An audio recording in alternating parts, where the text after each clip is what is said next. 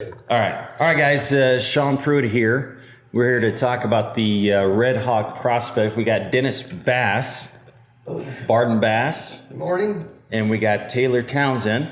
He's the VP of, what was that? Internal operations. Internal Operations. That's a mouthful. Yep. And then we got Kim Drew here, the founder of this prospect. He's the geologist.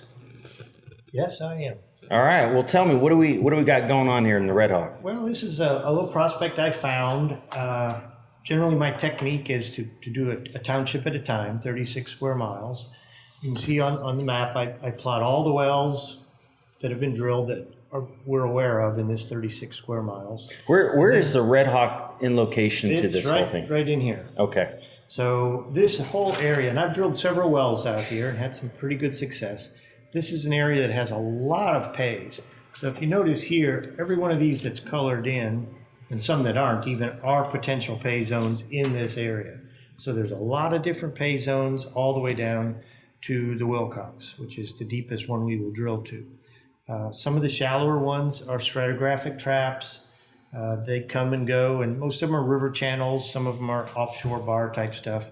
What the main thrust of this prospect is looking for the Meisner sandstone.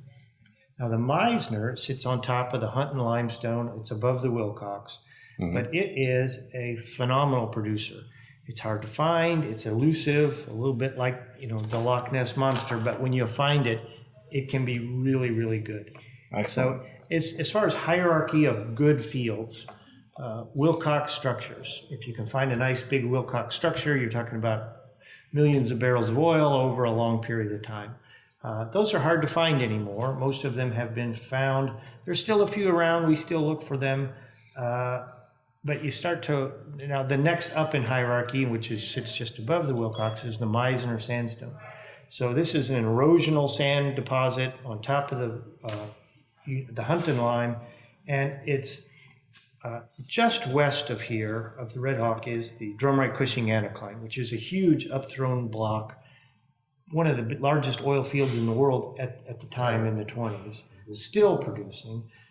2 or 3 years ago, they drilled a 1,000 barrel a day well in the middle of Drumright, the town. Actually tore a house down, put a rig on the lot, and made still that kind of production. So there's still that type of production in this area. Meisner it can be very thin. You can get 2 or 3 feet of this sand, and if it's in the right structural position, it can be phenomenal. 100,000, 200,000 barrels of oil out of the Meisner is not unheard of. These are long-term wells? These are the Meisner. Different formations produce different lengths of time. Sure. The Meisner tends to be a very long-term producer, very good producer. You have to be a little careful with it. You don't want to get too aggressive, but if you can get it in production and you've got a good sand, it can produce for 30 years. Be very good. Awesome. So what I kind of stumbled onto this, I was looking at this area more for the uphole potential, more for a shallow drilling prospect down through, say, the Red Fork, because this area is surrounded by shallow Jones sand, Pruitt, Red Fork, even Gilcrease. And on this map, you can see the orangey color are Jones sands. Jones is shallow stratigraphic trap. There's a bunch of them around, and they're pretty good little producers.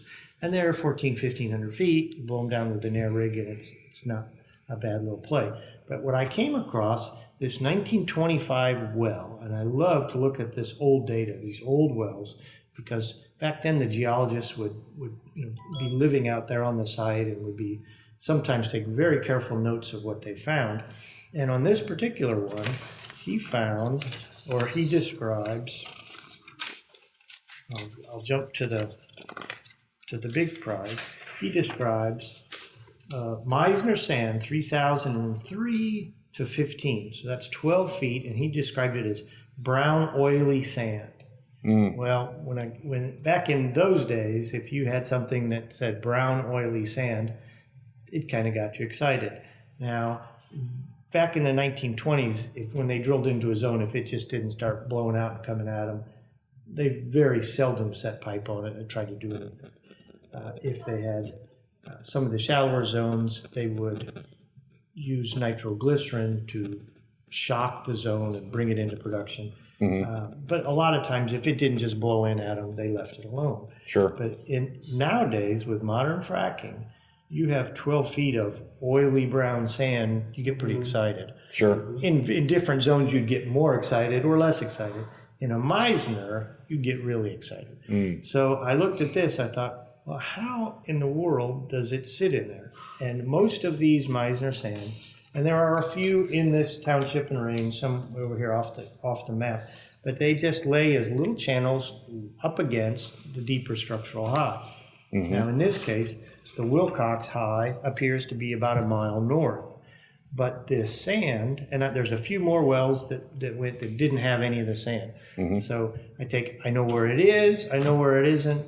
I draw my map to try to fit into that spot. So this is an isopac map of the Wilcox. This is a structure map on top of the Wilcox, and with an isopac of the Meisner sand. Okay. So can you explain how you came up with the isopac of the Meisner? Well, Meisner sands, like I said, they're eroded into that limestone, so they tend to be narrow, long, erosional structures filled with sand. So you take the Hunton limestone, you erode it out, you fill it with sand, and that's your Meisner deposition.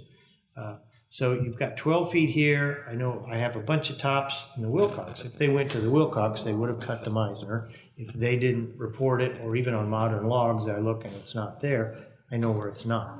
So I take my map, I know where it's not, I know where it is. I want to be as close to this well as I can be, but maybe try to get a little bit up structured if I can. So that's why I started really looking into this area to find, in any prospect I put together, I like to have one big target that will make everybody a lot of oil and a lot of money. And if I can find that, and there's other things stacked up above it, even better. Because when you shoot for elephants, you miss a lot. Even though they're big, you miss them. But you like to have shallower zones that will make a well, pay out, make everybody some money in the oil, but it's not going to be the big home run. In this prospect, the Meisner is the home run. I don't think there's a Wilcox structure on the property. I think it's to the north about a mile, but the dip is moving in that direction. So I go from where my sand is. 12 feet of Meisner sand is phenomenal. I've seen wells with 2 feet of Meisner sand do 200 and 300 barrels a day. Wow. So 10 feet, 12 feet is a big block of sand. Yeah. So I started looking around there and try to get up dip. And this is the acreage that's open. And I started looking at some of the shallower zones. What if we miss the Meisner? What if it's tight? What if some of the things happen that happen in the oil business? What else is out there to make it still worthwhile to try to drill out here? Well, so you map the shallower zones. You've got the Jones sand, big blob of Jones sand, 25 feet, 25 feet, 14 feet, 20 feet, 25 feet, and the whole township area, it's big blobs running east and west. Up here is big blob running east and west. Here looks a big blob of sand running east and west. Blob is a geologic term. A big sandstone deposit. Thick, good. And the Jones is a shaly looking sand. It's sometimes on the log it doesn't look very good, so you get the drilling samples are really important to really look at those and see that you've got clean sand, oily sand. So I feel good about, in this 1925 dry hole, they had 35 feet of Jones sand. So how come they didn't complete that Jones sand back in? Like I said, in 1925, if a zone didn't just blow out and come at you, they didn't do much with it because drilling was cheap and they were finding wells that would blow out and flow at them. So that's the only technology they had. We know how to hammer a hole in the ground, but we don't know how to do much to coax the oil and gas out unless it just comes at you. So the Jones sand was mostly drilled in the 40s and 50s, where they went back in and they started using nitroglycerin to shock the zones and bring it in. And then in the late 50s, early 60s, they started hydraulic fracturing the Jones, and they went back into a lot of these areas and drilled up some of these Jones sands. You can't drill everywhere, so there's still places to look for it. So that's one of the backups. This is the shallower backup. And like I said, there's Jones Sands producers. All of these orange spots are Jones producers. Plus there's a whole bunch down here that are off of this smaller scale map. You can see on the big scale map, they're surrounded by Jones Sands. So that's the Jones. The next one we come to is the Pruitt. And the Pruitt also produces a lot in this area. It's also running east and west, and we have a pretty good size channel sand.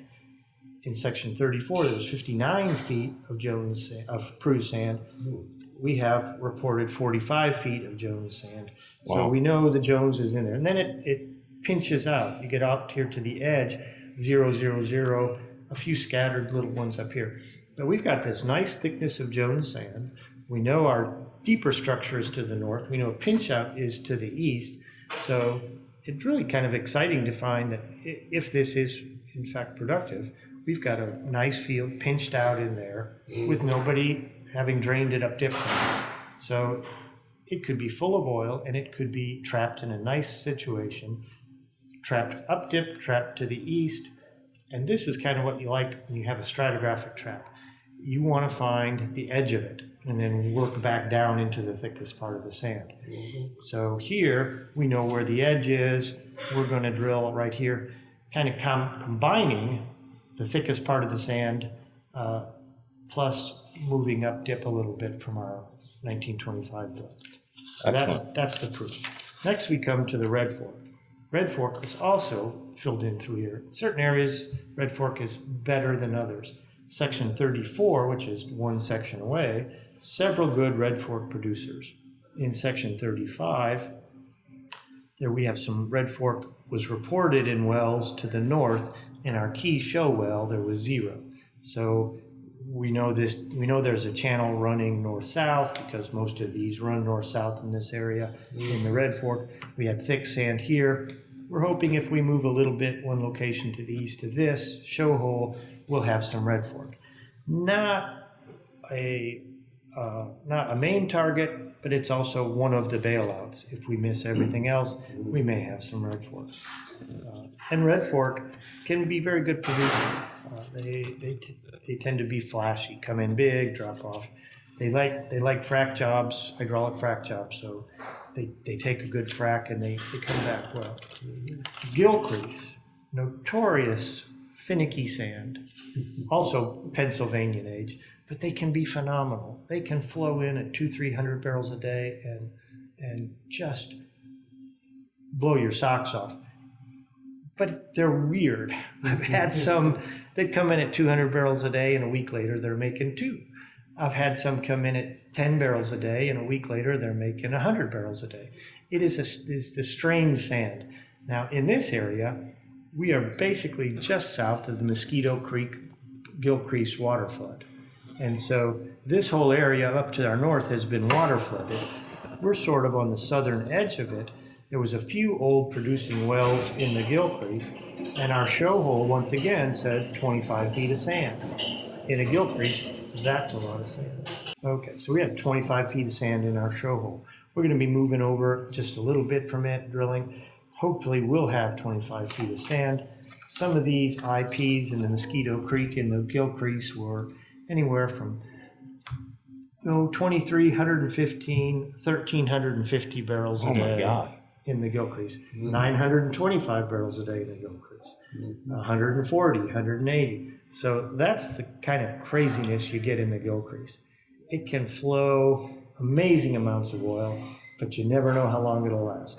Sure. It might last 2 days, it might last 50 years. These wells in the Mosquito Creek water flood, these were drilled in the 20s all the way up to the 80s, and they came in flowing.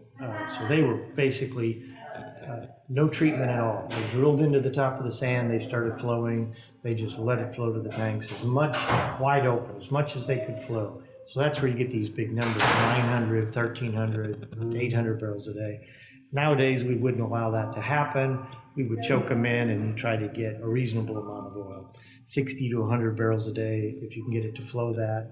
You try to find a nice happy spot where the well likes to flow, and the pressures maintain the same sort of pressure, so it flows longer that way. If you just open it up wide and get as much as you can, you blow off the drive, and that's why you get that rapid depletion.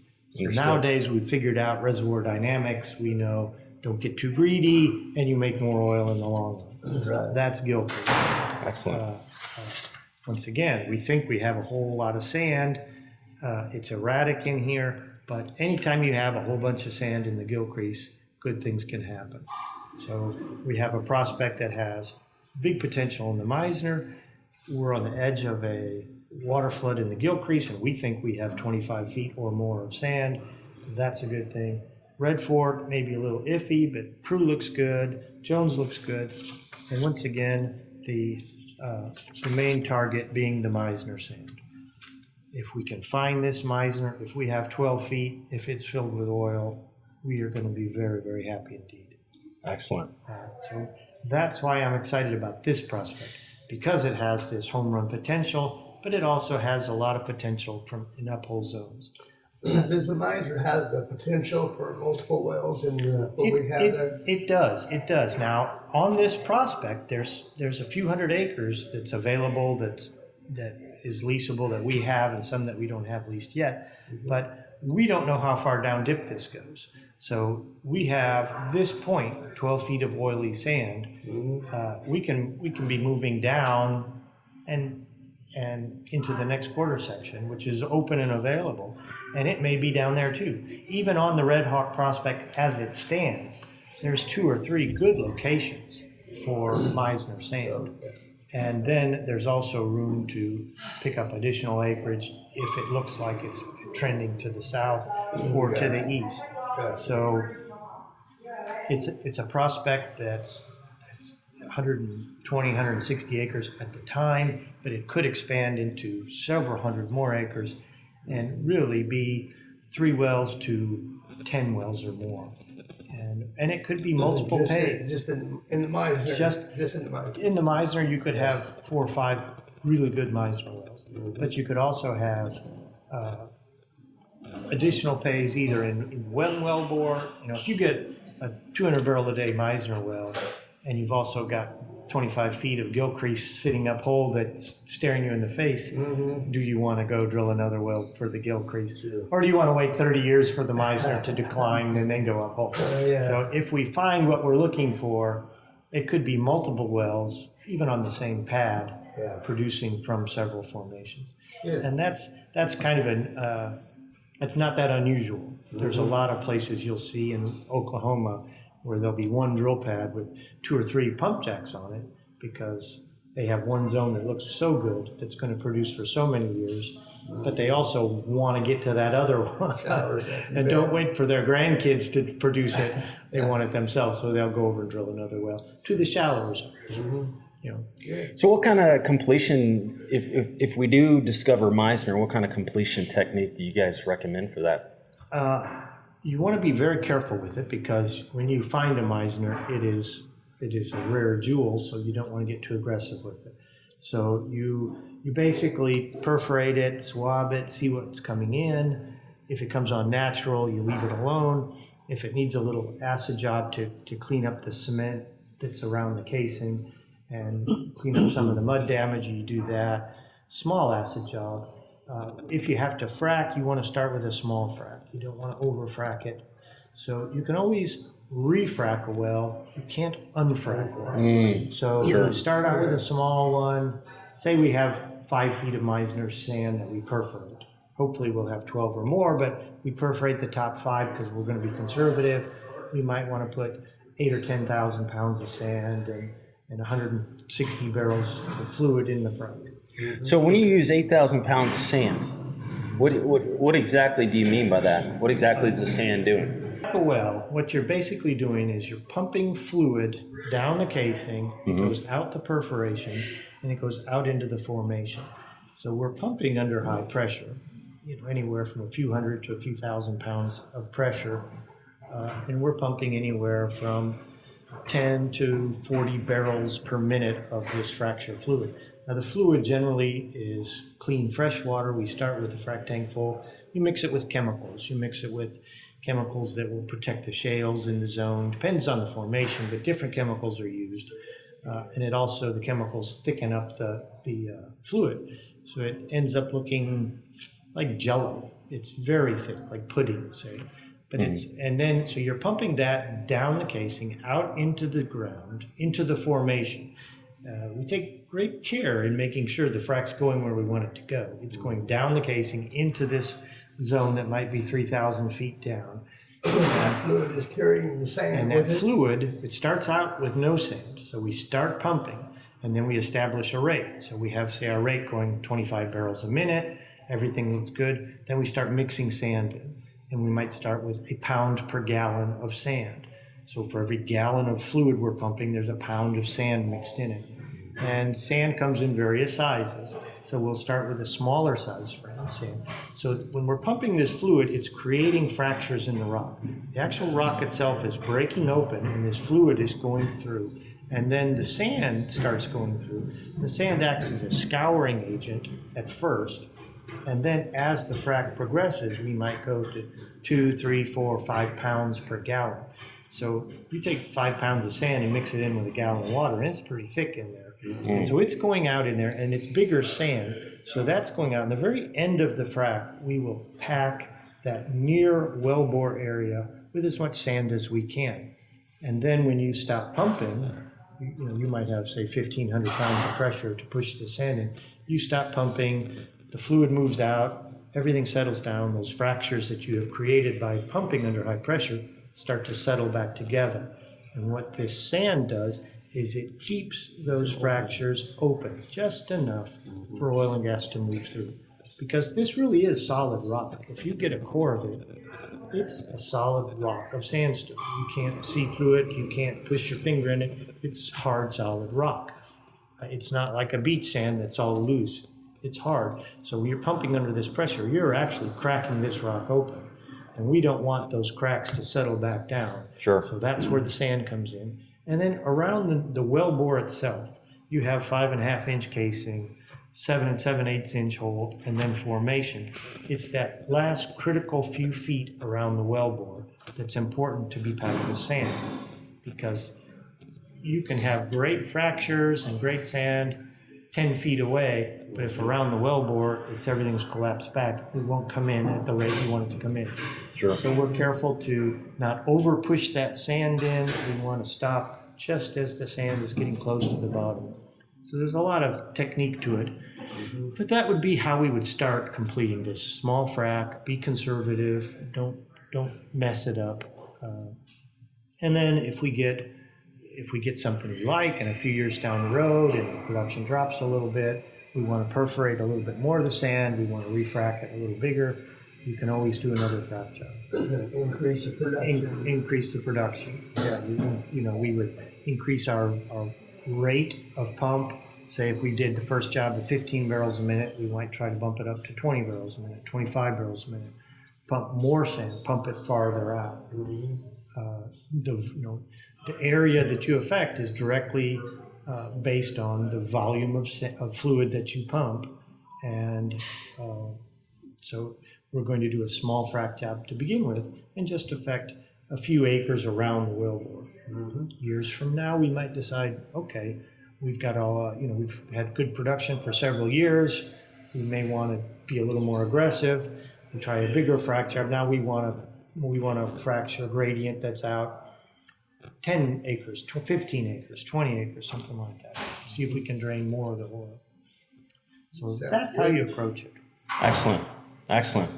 Well, let's wrap this thing up. I really appreciate you taking the time, Kim, and You're welcome. Dennis. Thank you for making this all possible. And I recommend if you guys want to come out and see this thing, it's amazing. And I always enjoy coming out here. These guys treat you like kings, and Everyone's welcome. everyone's welcome. We really enjoyed it. All right. Well, thanks, Kim, for explaining this Red Hawk, and look forward to many more wells and conversations. Sounds good. Thank you. Thanks, guys.